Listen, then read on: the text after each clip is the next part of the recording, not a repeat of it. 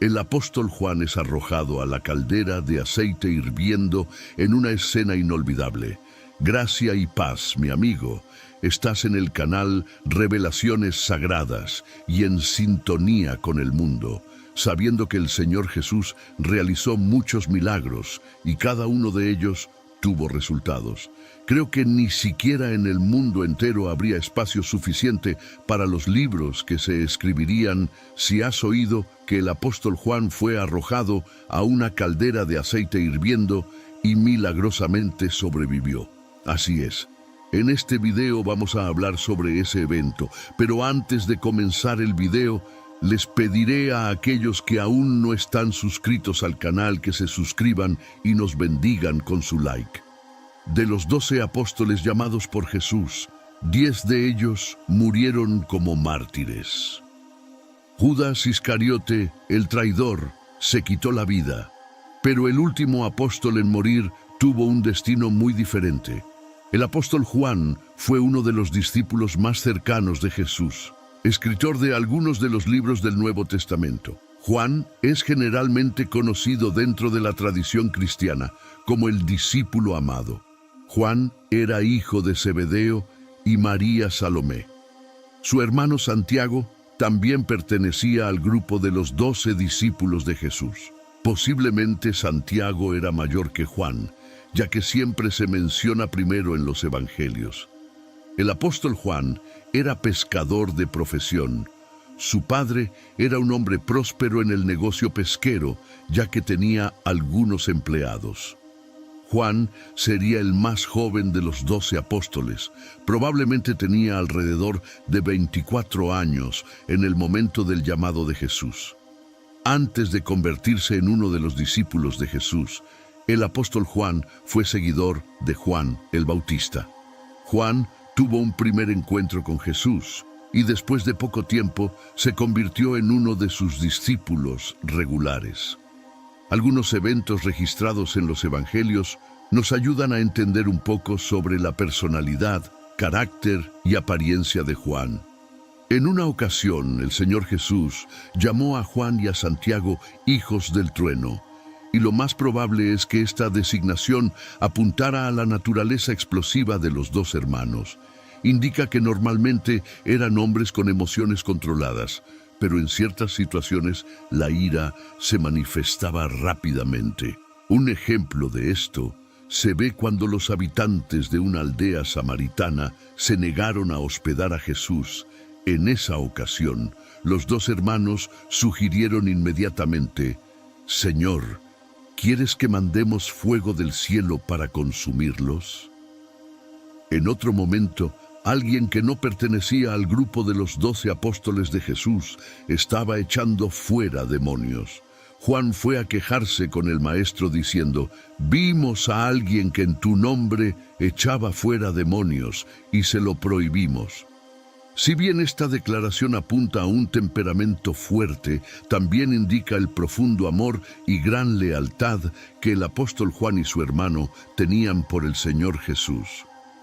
Esto significa que nadie conoció a Jesús más que Juan. Él caminó con Jesús diariamente. En la gran noche de la última cena del Señor, él fue quien se recostó en el pecho de Jesús. Personalmente preguntó acerca de la identidad del traidor. Juan fue encomendado por el Señor Jesús con el mayor número de responsabilidades y estuvo presente en casi todos los momentos y eventos narrados en el Nuevo Testamento. Destacamos 3 ocasiones importantes en el ministerio de Jesús, y Juan estuvo presente en ellas. Primero, cuando Jesús resucitó a la hija de Jairo. Segundo, en el momento de la transfiguración. Y tercero, durante el período en que Jesús estuvo en Getsemaní. Además, el evangelista Lucas también nos informa que Juan y Pedro fueron las 2 personas encargadas por el Señor Jesús de cuidar los preparativos para la cena de la Pascua o la última cena del Señor. En el momento de la crucifixión, el apóstol Juan es el discípulo que aparece más cerca de Jesús en el Calvario. También recibió de Jesús la tarea de cuidar a María, su madre, después de la ascensión de Jesús. Juan estaba en Jerusalén, en la asamblea de alrededor de 120 discípulos, cuando Matías fue elegido por sorteo y fue contado con los otros 11 apóstoles. Juan estuvo presente en la efusión del Espíritu el día de Pentecostés, lo que resultó en que 3.000 personas se añadieran a la congregación ese día. Después de la muerte de Esteban a manos de los judíos enojados, surgió una gran persecución contra la congregación en Jerusalén y los discípulos fueron dispersados, pero Juan, junto con los otros apóstoles, permanecieron en Jerusalén. Avanzando en edad, tenemos a Juan, quien fue testigo de la crucifixión, de la ruina del majestuoso templo, y fue arrestado varias veces mientras su predicación convertía a docenas de personas al cristianismo. Pero los doctores de la ley se llenaron cada vez más de odio contra Juan por su fidelidad a la causa de Cristo. Declararon que nada valdría contra los cristianos mientras la voz de Juan resonara en los oídos del pueblo. Para que los milagros y enseñanzas de Jesús fueran olvidados, la voz de Juan tendría que ser silenciada como la de los otros apóstoles.